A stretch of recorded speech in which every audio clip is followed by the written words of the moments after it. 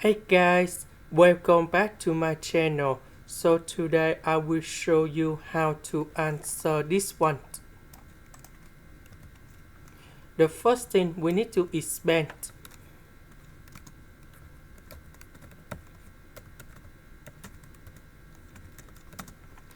Later that we put 4ab go to the left.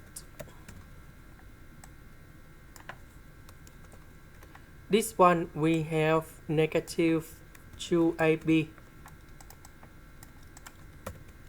This is about identities.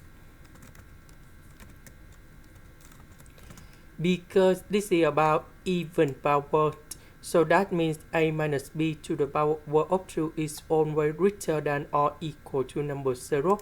So if you want to get about the equal sign here, so a minus b equals to number 0, that means 8 equals to b, and here is the final answer. That is the end. Thank you for watching.